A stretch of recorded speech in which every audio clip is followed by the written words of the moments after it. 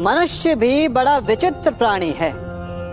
अपनों से नीचे के स्तर के लोगों को वो हे दृष्टि से देखता है, उनका उपहास उड़ाता है, उनसे बार बार कहता है कि तुम्हारा कुछ नहीं हो सकता, तुम भविष्य में कुछ नहीं कर पाओगे।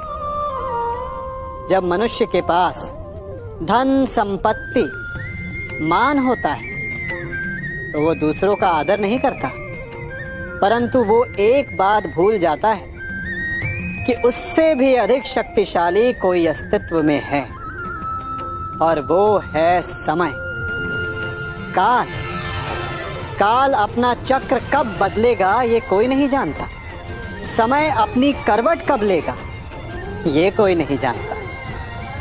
कोयला भी समय के साथ साथ हीरे में परिवर्तित हो जाता है।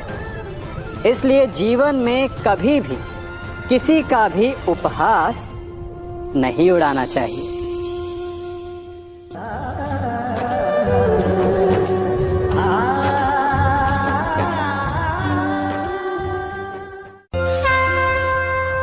गर्व, अभिमान और अहंकार, ये तीनों सुनने में एक जैसे लगते हैं, परंतु तीनों का अर्थ भिन्न होता है और परिणाम भी। तीनों का आरंभ प्रेम से होता है। स्वयं से प्रेम, परिश्रम हमारे मन में गर्व को जन्म देता है और सफलता अभिमान जगाती है। यहां तक ठीक है, परंतु जब ये भावना अहंकार बन जाती है तब वो समस्या बन जाती है, क्योंकि सबसे बुरा अंत अहंकारी का ही होता है। परंतु मनुष्य के लिए पहेली यही है कि पहचाना कैसे जाए कि अहंकार जग गया है और उसका दमन आवश्यक है।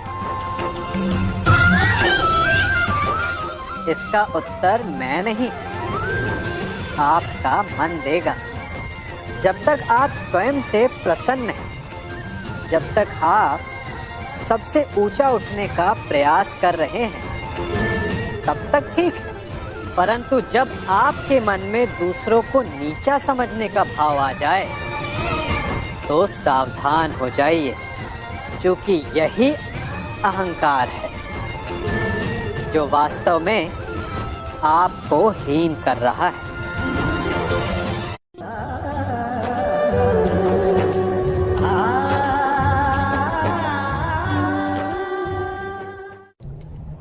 हमारा शरीर प्रकृति का एक महान आविष्कार है। इससे जटिल संरचना संसार में और कोई नहीं। हमारा शरीर जितना जटिल है, यदि इसे ठीक से जाना जाए तो इससे अधिक सरल ज्ञान देने वाला और कोई नहीं।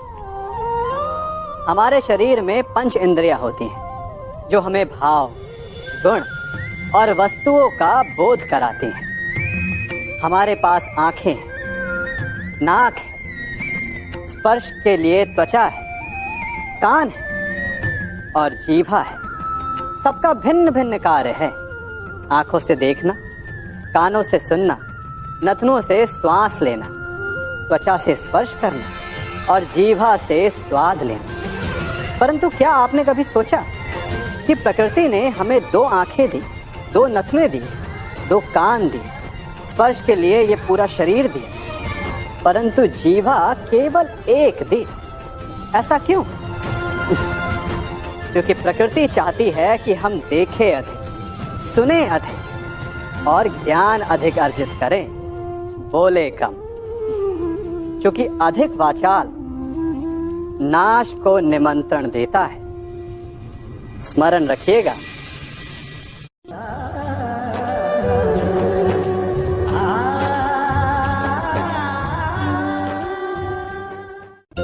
मनुष्य की सबसे बड़ी दुर्बलता क्या होती है?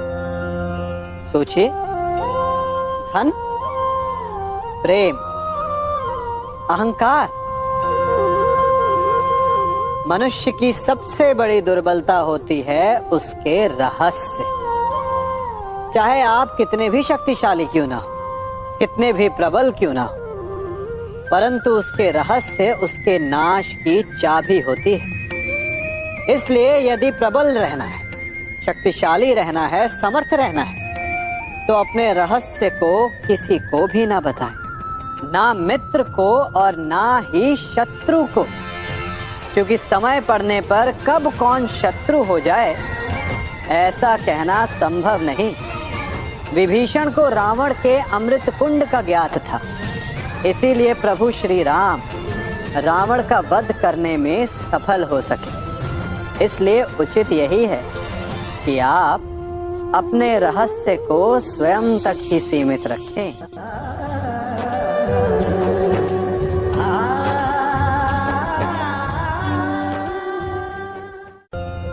मनुष्य जीवन की परीक्षा में सफल होने के लिए क्या नहीं करता? वो परिश्रम करता है, दौड़ भाग करता है, और ये सब करने के पश्चात भी जब उसका काम नहीं बनता तो वो नकल करता है ना? तनिक लौटिए अपने बचपन में, स्मरण कीजिए अपने बचपन की स्मृतियों का। क्या स्मरण हुआ? विद्यालय में जब आप परीक्षा देने जाते थे तो क्या होता था? आप ना सहे, परंतु कोई ना कोई सफलता पाने के लिए नकल करता ही था और उत्तीर्ण भी हो जाता था, है ना? परंतु जीवन की परीक्षा ऐसी नहीं होती। नकल करने वाला सफल नहीं होता। कारण विद्यालय में सबके प्रश्न पत्र एक होते थे, परंतु जीवन के प्रश्न पत्र और उनकी कठिनाई सबके लिए भिन्न होती, तो निश्चित रूप से उनके उत्तर भी भिन्न होंगे ना। इसलिए यदि आपको जीवन में सफलता पानी है तो नकल ना कीजिए, स्वयं के प्रश्नों का उत्तर स्वयं ढूंढिए और सफलता आपकी ही होगी।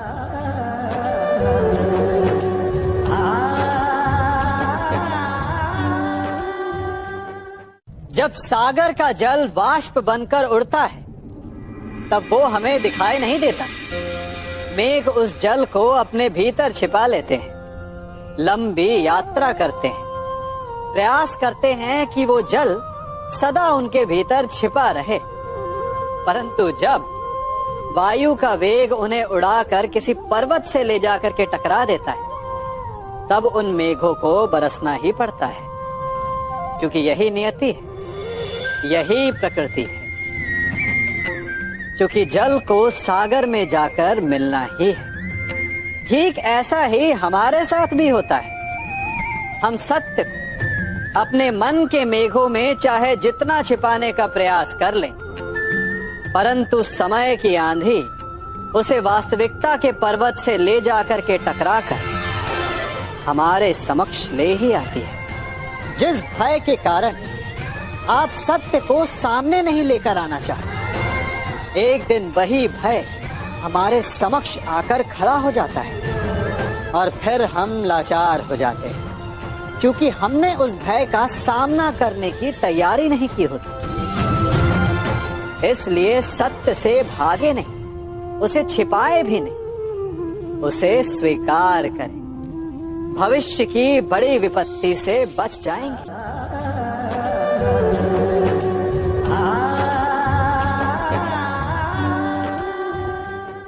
कभी कभी आप सबके जीवन में एक ऐसी विचित्र समस्या अवश्य आती है कि शक्तिशाली के समक्ष मौन हो जाए।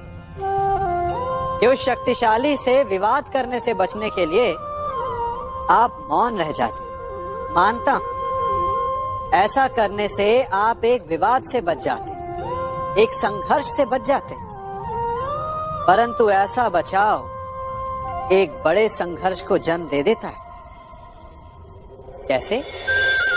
हमारा मौन रहना अनजाने में उसका समर्थन बन जाता है और वो स्वयं को अधिक शक्तिशाली अनुभव करता है, और यहां से हमारा दमन प्रारंभ हो जाता है। एक के बाद एक हम अन्याय में अनचाहे रूप से सम्मिलित होते चले जाते हैं। तो इसका तोड़ क्या है? ये समझने के लिए ये जानना आवश्यक है कि ऐसी कौन सी बात है जो आपको विरोध करने से रोकती है। ये सामने वाले की शक्ति नहीं जो आपको रोकती है, या आपके भीतर छिपा भय है जो आपको रोकता है। हाँ, कभी कभी भय आपकी सुरक्षा अवश्य कर सकता है, परंतु साथ साथ ये भी जानना आवश्यक है कि ये भय ही है जो आपको मौन भी रखता है। इसलिए अपने मन से भय को निकालिए और खुलकर अनीति का, अन्याय का विरोध कीजिए, और फिर देखिएगा आपका मन कितना मुक्त, कितना हल्का अनुभव करेगा।